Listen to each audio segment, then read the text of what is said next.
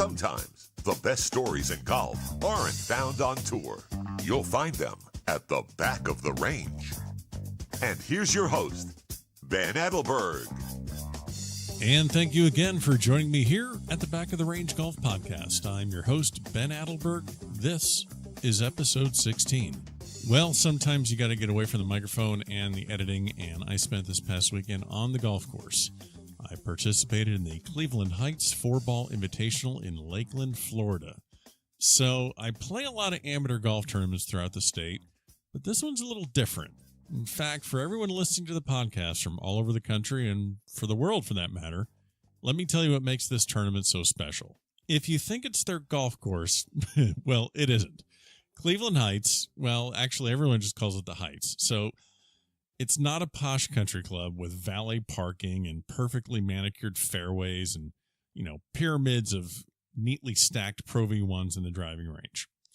The fairways are a little bit spotty. If you miss a green, who really knows what kind of a lie you're going to get? It's probably not going to be a good one.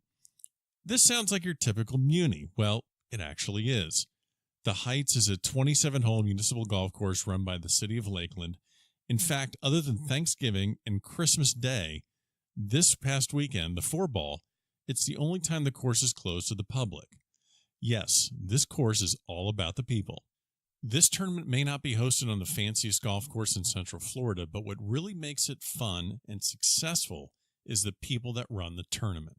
It's almost like a carnival atmosphere, to be honest with you. Everyone completes their practice round on Friday, and by the way, that's included in the entry fee, which is important. And after the practice rounds are done, that's when the real fun begins. There's a long drive contest with bleachers set up on the first tee, and everyone crowds around with beer in hand and watches that. By the way, Mark Dull, who was on our episode last week, yeah, he won that. 331 yards into the wind, barefoot. There's video on our Instagram page, so go check that out.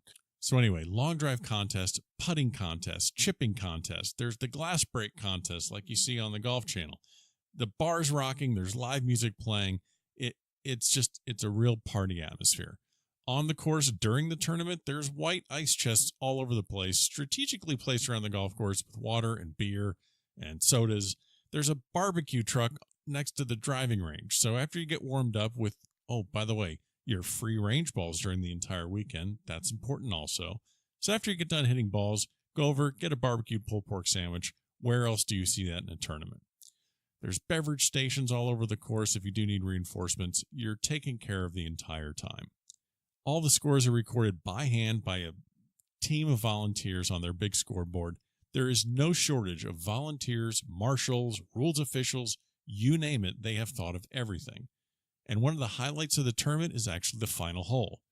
It's a 185-yard par 3 up the hill leading to the clubhouse. The clubhouse has an upstairs veranda, and let's just say that late Sunday, everyone is optimized, shall we say, and it gets pretty rowdy. So it's not uncommon to be heckled by drunken spectators while you're trying to navigate a par on the final hole. So, why did I bring up this tournament? The message to everyone here is this. It's the hard work of the tournament staff that makes for a successful tournament, not necessarily the golf course. This year was the 53rd installment of the Cleveland Heights Invitational, so they are clearly doing it right. So special thanks to Tim Darby, Mark Aycock, the rest of the tournament staff at the Heights. And if you're looking for information on this tournament, if you're going to be in Lakeland in the middle of the state around April, check out their website, and it's not an easy website to forget, 4ball.org. Yes, they own the website with the number 4ball.org. I'll put the link to the website in the show notes as well. If you're wondering who won the tournament this year, well, Dan Egertson from Royal Palm Beach, Florida, and his 4-ball partners shot 136, and they won by 2 strokes. Congrats to Dan and his partner. I'm sure they'll be back at the Heights next year to defend their title. Before we get to this week's guest, this is just another reminder that sharing the podcast, leaving reviews in Apple Podcasts, or anywhere else that you listen is extremely helpful. So if you're enjoying this, keep telling people about it. That's all you need to do. As a reminder, we are on Instagram, so check us out, The Back of the Range Podcast. The website, thebackoftherange.com. That's where you can find all of our episodes and is the information hub of the podcast. You need to contact us, that's the place to do it. Joining us here at the back of the range this week is Hannah Gregg. She is a native of California and is just now wrapping up her collegiate career at the University of Nevada. Very interesting person to talk to and really understands the relationship between golf and social media. She's working on her game and putting together a plan to turn professional very soon, but she also has plans to get into broadcast journalism at some point. So you may see her on the course with the club in her hand or perhaps a microphone in her hand. You never know. Anyways, without any further delay, Hannah, you're at the back of the range. Hi, thanks for having me. You're welcome. Thanks for making time with your busy schedule, jet setting all over the country. Before we talk about how you got started in the game and where you're playing right now and what you're doing, tell me about your last trip. Oh my gosh, it was so much fun. My birthday and my sister's birthday fall really close together, and so we've been planning this trip together for a while. We decided to go to New York together, and we ended up going, and while I was there, one of my favorite things was that we got to go to the Golf Digest headquarters, which is in the One World Trade Center, and it was really, really cool. I got to tour the studio. They have like a putting green in the middle of the office, and I was pretty much stuck there for at least 30 minutes of trying out everything. Nice. Yeah, it was really fun. I don't know how you get any work done there, but I got to meet the social media guy, and it was super good experience. I had a ton of fun, and for me, I want to go into journalism and sports media, so it was so fun. So when you say the offices of Golf Digest, what do they do there in that office? Is this all about their marketing promotion, or do they have writers there? Were you there for like an entire day? Kind of walk me through what the experience was specifically that they got to encounter. Yeah, so that's actually their main headquarters. That's their main building. So all of the editing staff is in there. The two social media managers are there. That's kind of where all the decisions get made and everything goes on. So I got to tour. There was like 3 stories of just their office space, and the views were just unreal. The whole building is made of glass, so every office space has like an unreal view of Manhattan. That's great. And yeah, it was so crazy, but it's funny. There's just pictures of Tiger everywhere and Arnie everywhere, and there's putters all over the ground, and there's like TaylorMade's newest equipment just laying on a desk. And I was like, oh, is this for me or? Just walk out with it. They got plenty of stuff, right? What are they guys? Yeah. Sure. Well, that sounds fun. Let's introduce you properly to the listeners here of the podcast. So you are currently playing at the University of Nevada. Yes. This is your senior year, correct? Yeah. So this is my last semester. I did my first 2 years at Sonoma State, which is a really small school in the Bay Area in California. And I played there for 2 years, and then I transferred to Nevada, and I redshirted I played my first year, and then I redshirted, and then I played this last semester. Very nice. And what kind of tournaments do you have coming up soon? What's this semester looking like for you? So this semester, I'm actually going to focus more on my own stuff and not so much with the team. I'm still a part of the team, but I'm a 5th-year senior, and I'm kind of ready to be tapped out. So I'm still going to be working out with the team, practicing with them, all of that stuff, but I don't think I'm going to be competing. I'm pretty much off onto my own kind of endeavors, and I don't want to affect the team eligibility or my eligibility or go out on a bad note. So I'm probably just going to be focusing on all of that stuff and prepping to go pro next season and all of that stuff. Great. Yeah. So you mentioned that you're at Sonoma State. What brought you to Nevada? When I went into college golf out of high school, I picked up golf kind of late, so I wasn't really at the level where you needed to be to play D1 golf and travel a lot and have like that really good experience. So I kind of talked to my parents, and I was like, maybe I should go D2 and then play for a couple years and figure it out and get my game where I want it to be, and then try to transfer to a D1, because my goal was always to play Division 1. Sure. Which is kind of the natural progression, right? Like all of the people on tour most of them have played D1 golf.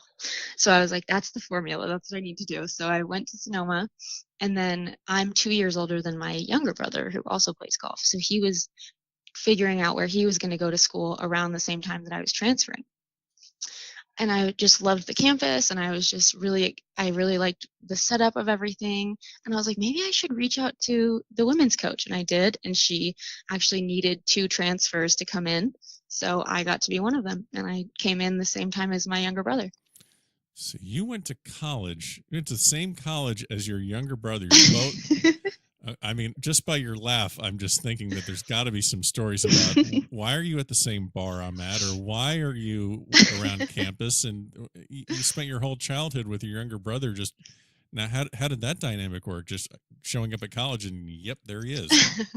I mean, we're really close. We're close in age, and we both play golf. And he was really, really talented. So we were kind of always competing with each other and playing off of each other and practicing together. So we talked about it before, and I was like, if this is going to be weird for you, I want you to have the college experience, but like, are you okay with this? And he was like, oh no, let's do it. Why not? So we came here together. We had an apartment together for the first year with another person on the men's team. And it was good. It was really fun. We were really close. We're still really close. It was an interesting experience, but we had a good time. I mean, I don't want to push for too many stories, but there has to be just some sort of a funny story that just did not, like, it can't be all roses. There's got to be one story where you both were like, all right, you're on that side of the campus and I'm going to stay over on this side of the campus. I think probably the thing that happened the most was our friend groups would overlap. So I would come home and there would be the entire men's golf team in my house, like watching football and eating Cheetos. And I'm bringing in like my friends who want to watch Gossip Girl and like do our nails. So it was always like, okay, let's just lock ourselves in our room while the boys stay out there. Like, nice. But yeah, that was a frequent thing. That's crazy. Now before you got into playing college golf or high school golf, you actually had experience caddying. Is that right? Yeah, I was caddying a lot actually in my last year of high school, my senior year of high school, and my first year at Sonoma in the summers. And how'd you get into that? Because there aren't tons of caddy programs, and I guess I'm over on the East Coast in South Florida, where we probably don't have as many as you do on the West Coast. But how did you get into that? So I was introduced to this guy that owned a golf course near my house, and he has this, I guess you would call it a company called Caddy Crew, where he provides caddies for these tournaments that are all up and down the West Coast, but mostly in Northern California. And I was like, okay, I mean, I love golf and I'm going to be the only girl there. So why not? And my younger brother used to do it with me. So we would just show up to the course, to this country club in Sacramento. And it actually had the U.S. Senior Open, I think in 2014 or 2013, but it's Del Paso Country Club. And we got to caddy there in the summer. And we'd do like we'd 2-bag it for like 2 loops a day.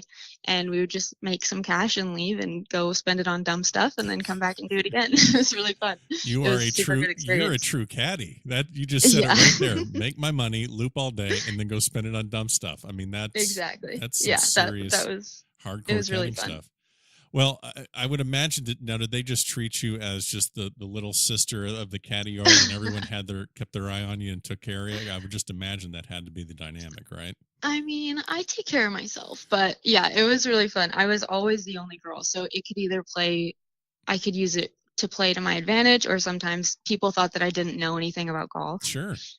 So I tried to wear like golf gear so they understood that I actually kind of knew what I was doing. But most of the time I had really good experiences. I've had some people who you'll read a putt for them and then they'll push it and miss it by like 3 feet and they're like, oh, well, she's not reading my putts anymore. And you're like, okay, like you're right. That was me, my bad. But I think that's just normal caddy stuff. I had a really good time. It was so much fun. I met so many cool people. All right, give me a good story about one of these cool people. I think probably one of my best experiences and memories was I actually got to caddy for the sports editor for the Sacramento Bee, which is obviously a big paper in the Northern California area. And I was just asking him questions the whole time. I think he probably hates me now, but I got his card, so I feel like that's a positive. But I was like just asking him all these questions and picking his brain about writing and sports media and how he got into it. And he was like, "Can you just carry my clubs, please?" But No. it was pretty fun. It was a good time.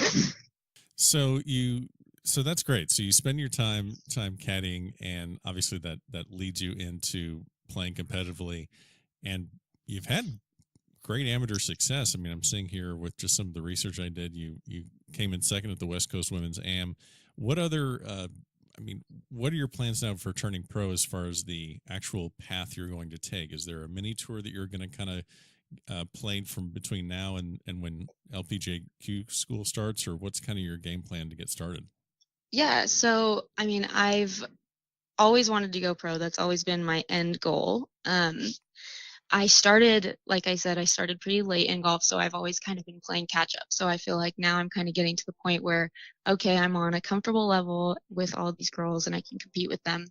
Um, and I actually played in a Cactus Tour event in spring break of last year, which was a really good experience. I learned a lot. It's a it's a different vibe out there. But my plan is I'm working on getting some sponsors lined up now. Mm-hmm.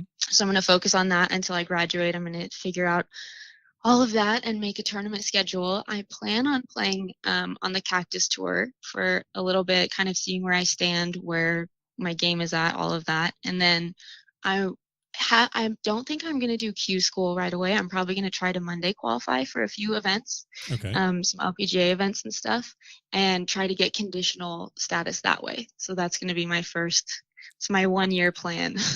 Well, hey, So we'll see how it goes. Gotta have plans. Yeah. Plans. So, you mentioned that there's a whole different vibe out there at the on the Cactus Tour compared. I'm assuming you're comparing it to your college golf experience. Mm-hmm. What are the differences that you're seeing as far as trying to play this for a living, obviously, compared to playing in college? But is it just the course setup? Is it the people, your playing competitors? What's the vibe that's kind of? It was a really fun experience for me. I saw a lot of people that I used to know from college. So that was really nice to have some familiar faces out there.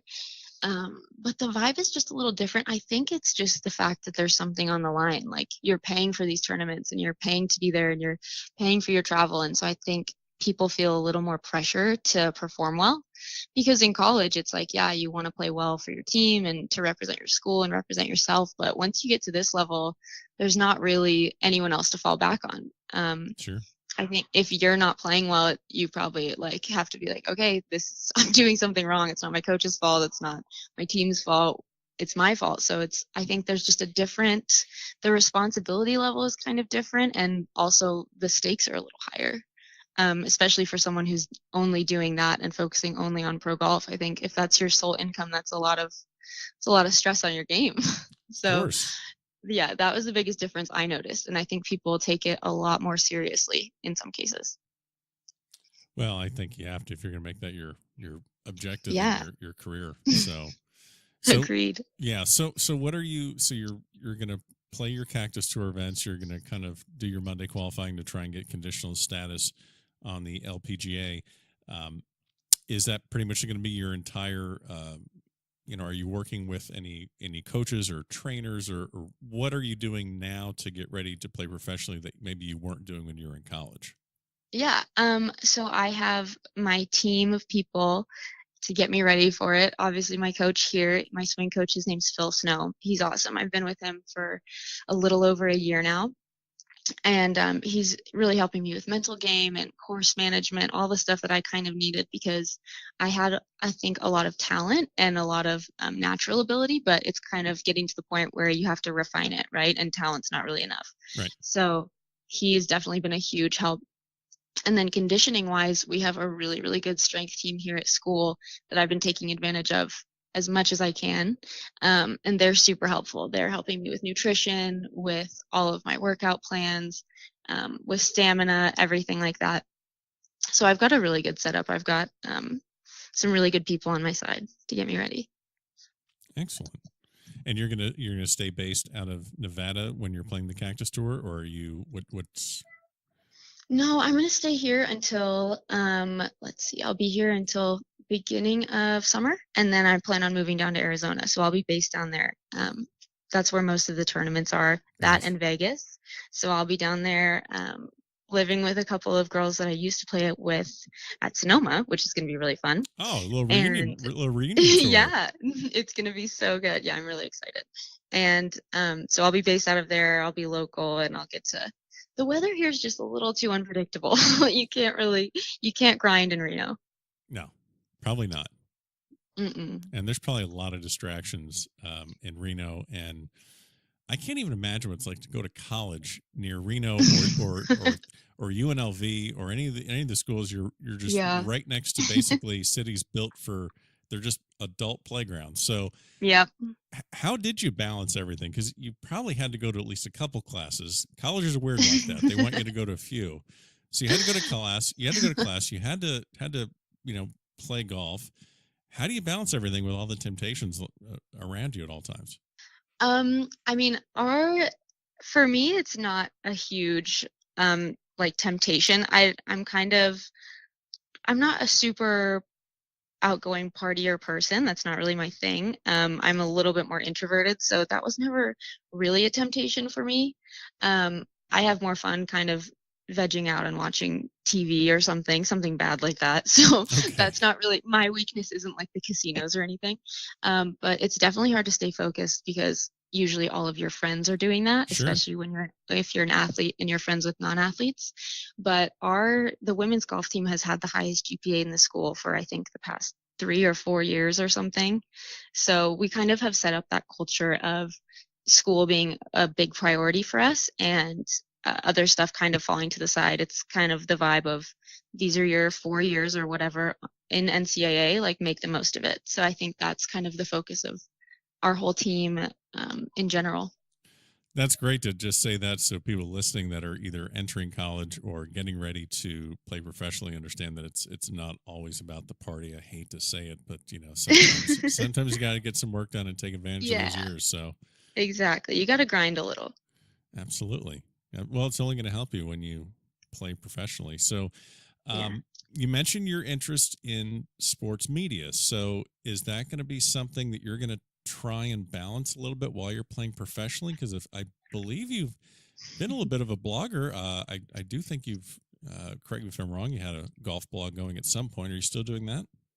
Yeah, so my blog and all of my sports media stuff, I'm super passionate about it. That's kind of something that I've been interested in doing since I was really young. And Sonoma, part of the reason that I transferred was that they didn't have the journalism degree. So Nevada does have that. So I'll be getting my degree in both journalism and communications. So I'm really excited for that. And I think it's going to be balancing it is going to be interesting. My blog is mostly focused on reviews and kind of funny, sassy ways of explaining the game. Sure. I really want to grow the game in general. I want more people to play it and enjoy it because I think it's changed my life in a lot of really good ways. So I feel like a lot of people who think it's kind of an old man sport would benefit from trying it out. So that's my goal, is to kind of make it more accessible in general. That's the focus of my blog. But my blog had to kind of take the back seat in my college career because it's a little reviewing products and talking about that stuff is a little sketchy with compliance and Sure. NCAA eligibility. So I just didn't want to mess with it. I was like, I'll Yep. just take a break. But now that I'm kind of finishing up, I get to start it up again. So I'm really excited for that. There It's you going to go. be really fun. So you mentioned growing the game and getting young people interested in the game. What's your take on what's the best way in your opinion to get someone interested in the game of golf? Is it the signing up for lessons? Is it the hey, let's just go to Top Golf and hit some balls and see what happens? What do you think is the best way to get people interested in the game? It's tricky because I honestly, this is bad to say, my dad's going to kill me, but I hated it for so long. I was not into it. I played every other sport, and I played other sports all the way up until high school, in high school. And I actually planned on riding horses competitively up until my sophomore year of high school. So I was not focused on golf at all.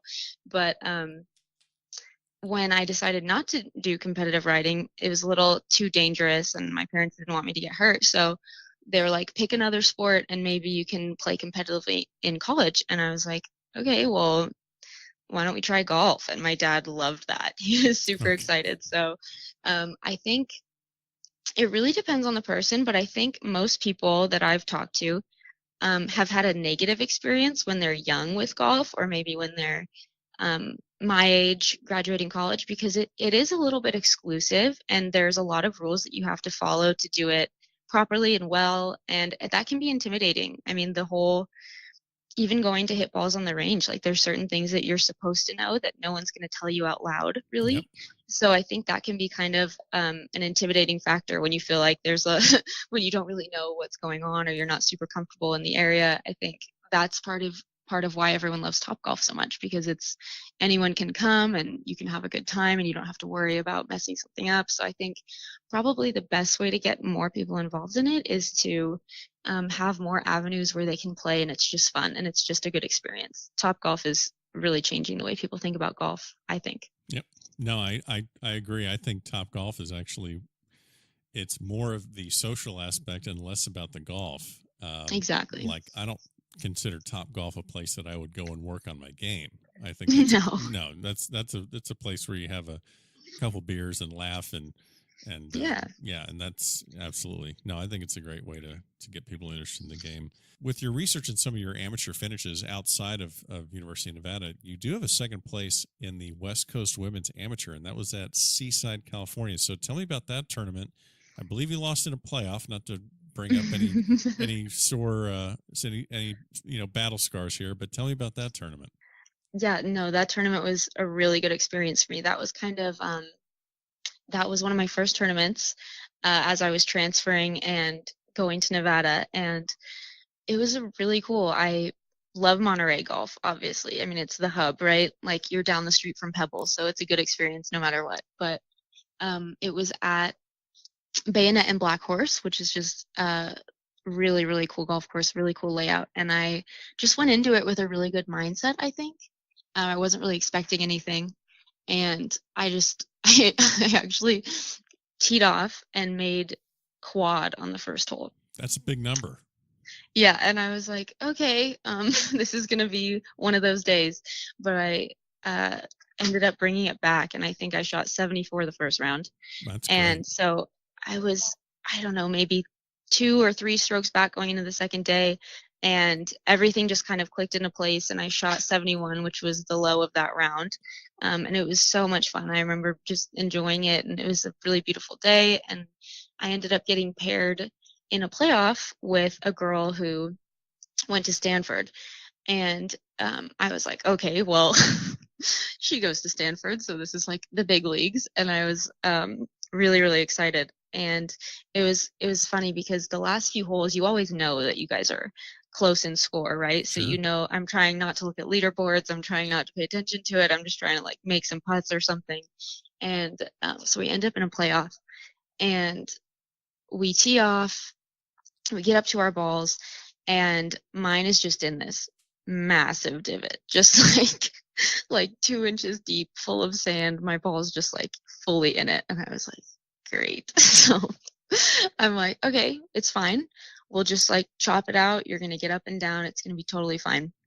But I ended up hitting it somewhere short of the green and not getting it up and down, and she made her par putt. So it wasn't a super bad experience. I learned a lot. It was such a fun tournament, and but definitely I have a little like chip on my shoulder for next time I'm in a playoff. I want to win it. Sure. So that's going to be that's one of my goals. Well, and so just by you mentioning this and mentioning just being close to Pebble and me being on the East Coast, and a lot of people listening probably have never played Pebble Beach or been anywhere near it. So have you played Pebble Beach, Spyglass? Have you played all those courses?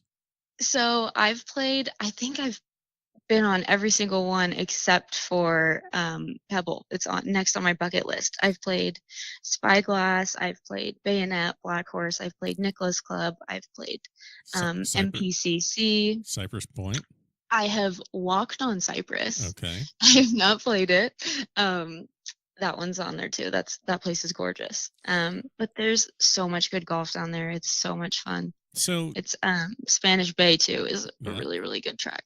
So if someone wants to plan a trip out there and they want to play, a 4 or 5 day trip to play some really good golf, and let's just forget about Pebble Beach at this point, because I mean that's at the top of the list. Everyone knows that. But give me some golf courses that I should hit, or that a listener should hit, and also some restaurants and places that you should definitely hit too, because I think you're a bit of a foodie. A little bit. Okay.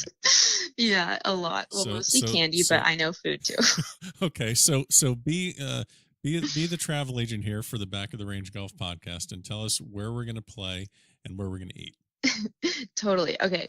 So there is a really, really cool, obviously Pebble is out of it, so that's not even counting. Well, Pebble's on the list. Pebble's on the list. We just want to Pebble's on there. Yeah, we want to fill in the remainder. Spyglass, I think, is absolutely unreal.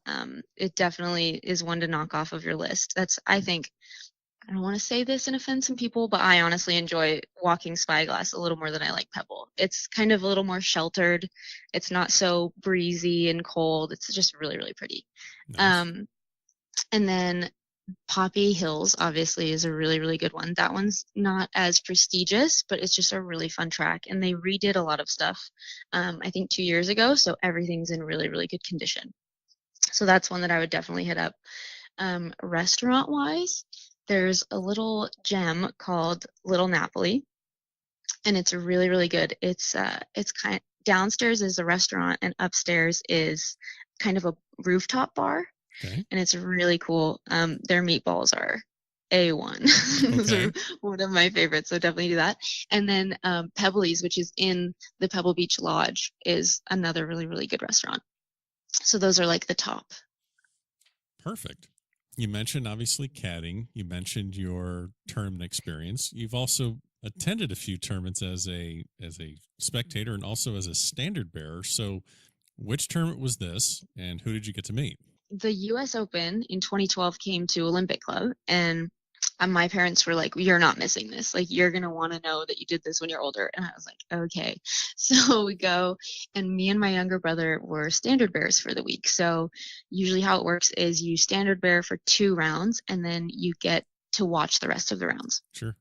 And so it was really, really cool. I think we got the first day. I saw Jordan Spieth and I watched Dustin Johnson warm up, and that was a really cool experience. I was kind of hooked after that. So let's see. This is 2012.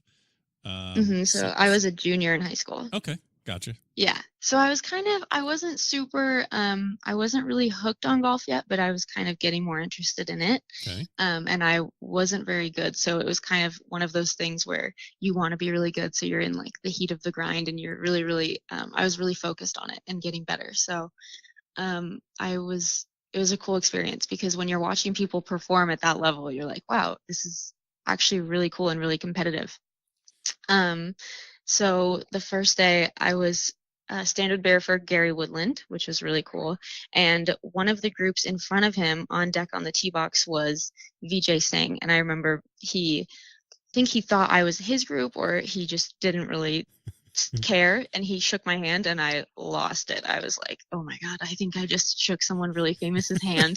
And I turned to my little brother and I was like, who is that? And he's like, are you serious? That's Vijay Singh. Like, are you kidding me?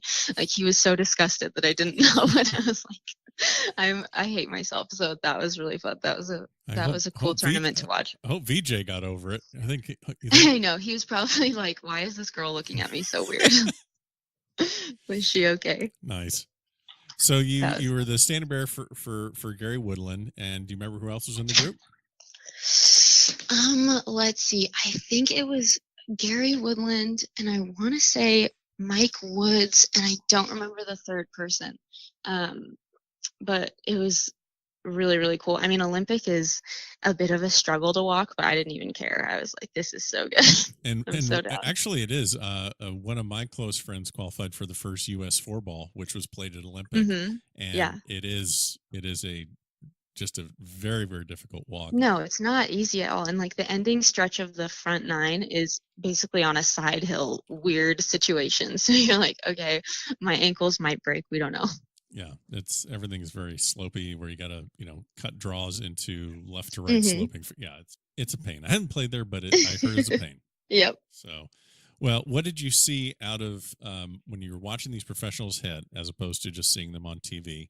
What did you see in person that just really registered? I think one of the game changers for me watching these tournaments, not only was it really cool to watch people perform at such a high level and be in the zone, and I mean that's something you can't really see on TV, right? You can't tell when they're locked into the target and just absolutely staring it down, which I think is partly because of the way it's covered and stuff. You just kind of want to watch them hit shots, so that was something really cool. I liked watching their routines and how they warmed up, all of that stuff.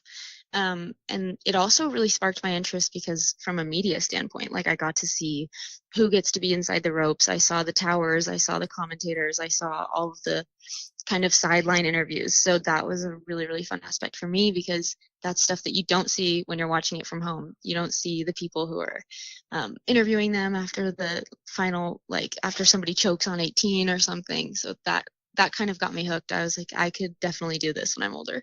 I think most people don't understand how much of a full, like they're not just hitting shots out there. It's a full time. They're doing interviews before, interviews after. Yep. They need to stretch. There's so many requirements on their time. Yeah. I think that's probably one of the most surprising things. It's just, they're probably welcome. They're just so excited to just get into the ropes and just start actually doing what they came there to do, which is to play golf. Yeah, I think so. There's a ton of distractions, and I was just really impressed with. I think everyone feels like golf is just a constant struggle of like bringing yourself back to being focused and not thinking about your score and not thinking about like the future or the past or what you just did. And I was just really impressed by everyone's ability to like focus on the next shot and not get hung up. And I mean, there's cameras snapping in your backswing, there's flash, there's people yelling, there's so many different distractions, and people I don't think you really see that so much when you watch it on TV. Yeah, you only see the camera angles that they want to show you. And so let's talk a little bit about social media. This is obviously the new age where, we're a little bit past everyone having a Facebook page. Now we're into this point where it's just very immediate with social media networks like Instagram and Snapchat and Twitter. Do you consciously tailor your Instagram or your social media presence for your professional career, or is it just are you trying to do it just to showcase who you are as a person, or do you really put much thought into it? Like, how do you see it working for you over the next couple of years when you're trying to build a career as a professional golfer? For me, I think Instagram kind of peaked when I was entering college. So that was the app that I spent the most time on. And I'm really conscious about how I portray myself on social media and stuff because I want it to be real and genuine. But I also want like my parents to be able to go onto it and check what I'm doing and say, oh, like she's doing well, everything's good. And I want them to be proud of what I'm posting and stuff like that. So I'm really conscious of that. So I'm not so much, for me, it's not really about my reputation as a pro golfer or as a person or as like a student separately, because that's all combined into who I am as a person. So I like to keep those things all together. I don't separate them. I don't have one personal account and one golf account because I like kind of I love all those things. Those are parts of who I am, and I like showcasing all of that different stuff, and I'm passionate about all of it. So my journalism stuff always on there, my golf always on there, my workouts always on there, stuff like that. And yeah, I definitely want to use it because that's kind of what you have to do now, right? Like if you want to get sponsored or you want to make things happen, you have to have a big social media presence. And so I definitely have been conscious of that going into getting sponsorships and going pro. I think that's a huge marketing advantage that you can have for yourself. So yeah, it's definitely been a big focus for me. we're just going to go ahead and assume that you're going to win 15 majors and win. Perfect. Right. Or I'm sorry, did you want more? Or is that enough? Is that okay? I mean, I was kind of hoping to beat Tiger's record, but if not, I guess we can settle. 19 major winner, Hannah Gregg. After you win your 19th major and you shut it down and you want to focus completely on sports media, what would you like to be doing? If you have to pick your dream job, and it can't be, a co-host here at the Back of the Range Golf podcast, but I know. No. I know. Hold it together now. So what, shoot for the stars. What would you like to do? What would you like to do? My goal is, have you ever seen Holly Saunders playing lessons? I have. Okay. So she obviously talks on the morning drive, and she used to do a lot of Golf Channel stuff. And then she did playing lessons where she used to go out and just play a few holes with someone and interview them as she went. And that is exactly what I'd want to do. I mean, I love the commentating side of it, and I love the journalistic side of it. So that would be, I think, a really good combination of all of that together. And it would be so fun to play with them. I would have so many questions. I'm already ready to do it. I want to do it tomorrow. So give me some people that you would like to do a playing lesson with the pros episode with. Well, obviously, number one is Jordan Spieth. Okay. Because I have the biggest golf crush on him. I think everyone does. Jordan Spieth would be really cool. Also, Tiger would be unreal. I have so many questions for him. Yep. Especially now that he's in this new chapter of life and stuff. I think he'd give a different interview now than he would maybe 5 years ago or something. I think he'd actually give an interview now compared to back then. Exactly. Exactly. Yeah, it could happen. Maybe. That would be really, really cool. And honestly, I think a really interesting interview, I would just love to do one with David Faraday. I think he's so funny, and he changed the way that media is done and will be done, and he's definitely changed the game forever. So he would be one of the ones that I'd really love to play with. See, I actually like it when Faraday kind of tones down the comedy. Mm-hmm. See, I think people miss the fact that he asks very good, intelligent, insightful questions. No, I agree. I think he's a great interviewer. And sometimes they miss that, when he, does cannonballs into people's pools, or gets on a lawnmower and drives into a shrub, exactly. People kind of miss that. So no, I agree. What's your take on Tiger? He has not won a major in close to a decade, and that's kind of when things started, either off the golf course or physically, things started kind of unraveling a little bit. You're in a different era than I'm in. Tiger, I think he was the Tiger era, the peak of Tiger. I was a little young for, so we didn't really get to see all of that stuff with as much involvement, I think, as someone who was a little older. Mm-hmm. So when I started paying attention to that stuff, he was kind of on the downward tail end of all of the scandals and everything. Sure. But so that I really wish that I had been the age to really experience him in his prime, Tiger 2000, Tiger 2003, just really, really cool stuff going on.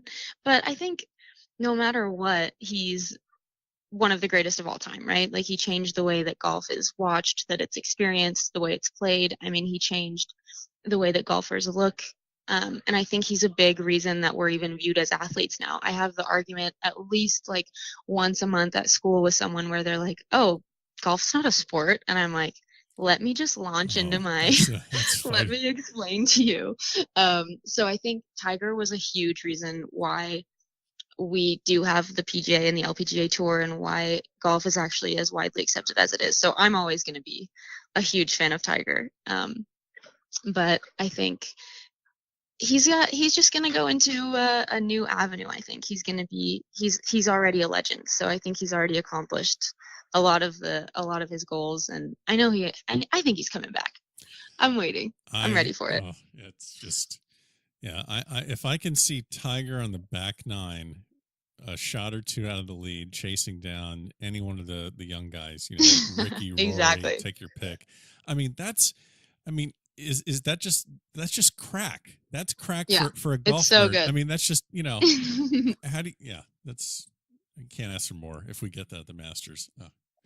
So, I'll lose it. Oh, that just, yeah. So as far as golf now, are you big? Now I know you're a golf fan, but will you sit and like completely binge watch golf coverage? Are you a true addict, or do you just prefer to play, or how bad is it? Oh, it's pretty bad, honestly. Okay. I'm definitely. I think I would. I think it's a little. Because maybe I grew up playing with boys mostly, but if you don't know Tiger's grandpa's middle name and like the type of color shoe that he wears on Tuesday, like people think you don't know anything about golf. So I think that kind of made me, I wanted to be taken seriously. So I was always trying to figure out some stat to drop or something to tell my dad so that he was like, oh, wow, I didn't know that. You know what I mean? So I'm like, did you know that he has a quarter in his pocket at all times and stuff like that?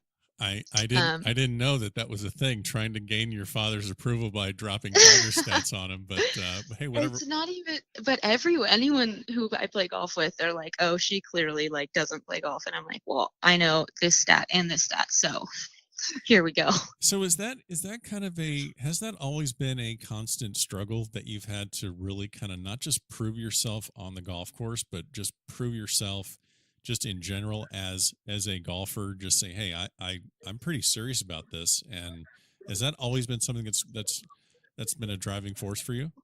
Being a woman in golf, I think you're just not the norm, right? So when you walk onto the range or when you walk onto the putting green, people are kind of like, oh, like, what's she doing here?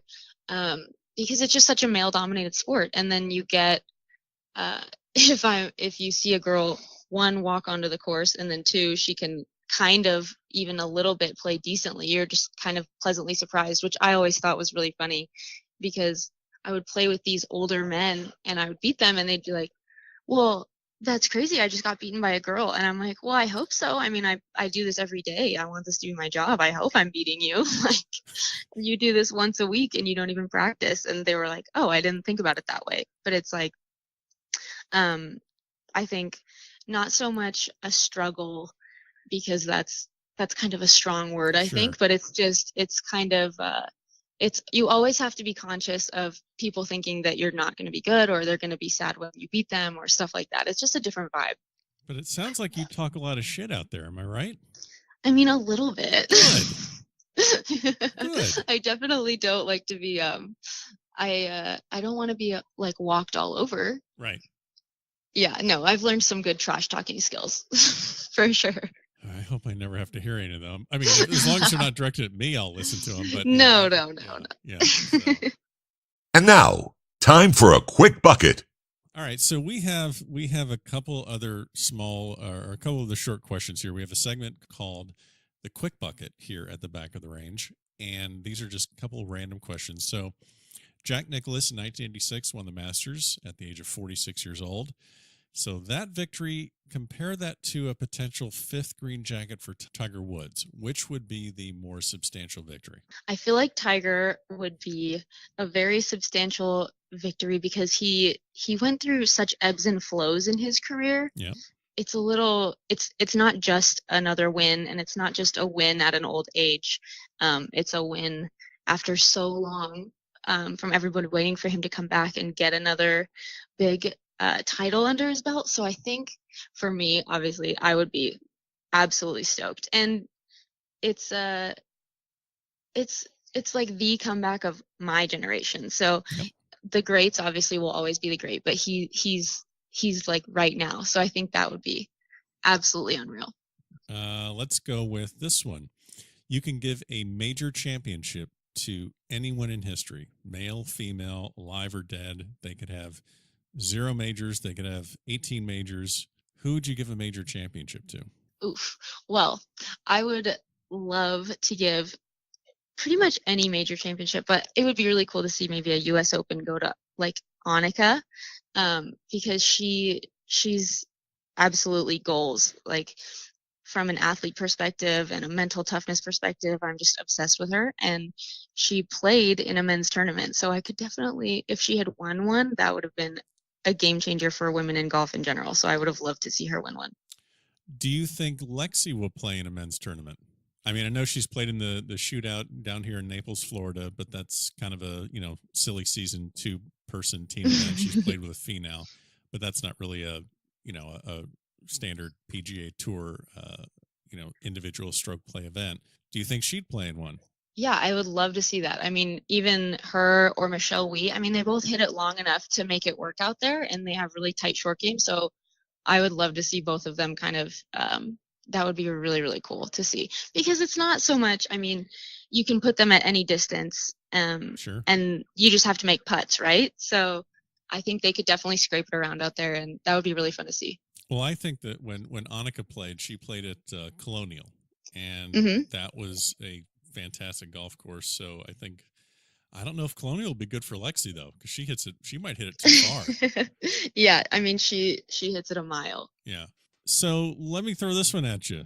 It's pretty well known that the spring break trips of Spieth and Fowler and Smiley Kaufman and Justin Thomas, that's kind of been an internet sensation for the last couple of years. So it seems that Spieth is kind of the older of the group, just the more reserved and calming influence.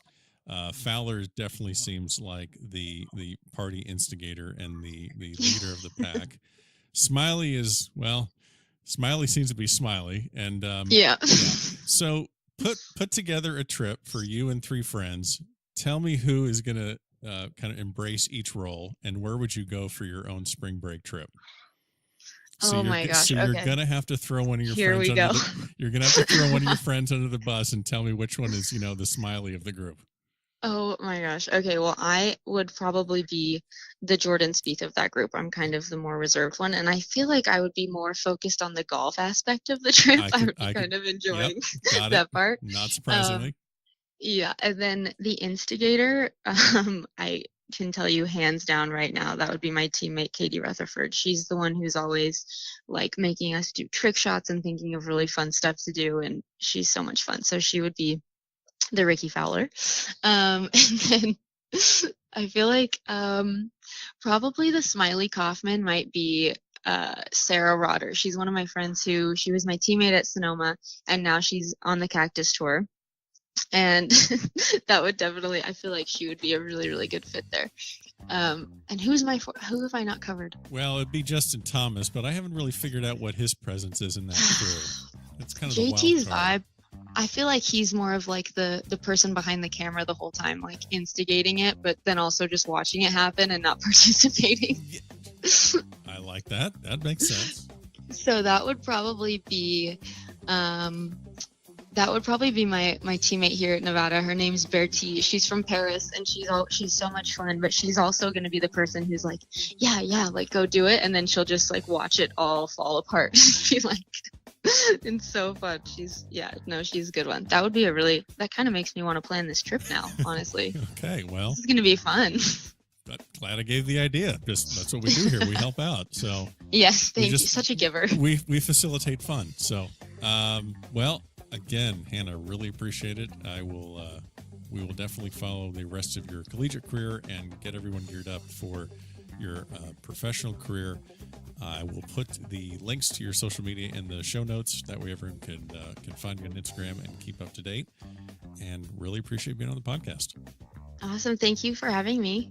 And there's the conclusion of another episode here at the Back of the Range Golf Podcast. Special thanks to Hannah Gregg for taking the time to speak with us. Remember, we're now available on Spotify. So other than Apple Podcasts, Google Play, Overcast, Stitcher, Spotify, I don't think there's any more excuses. You can find us everywhere. Check us out on Instagram. Shoot me an email if you have any questions, ben@thebackoftherange.com. And next week, we'll see you again for another episode here at the Back of the Range.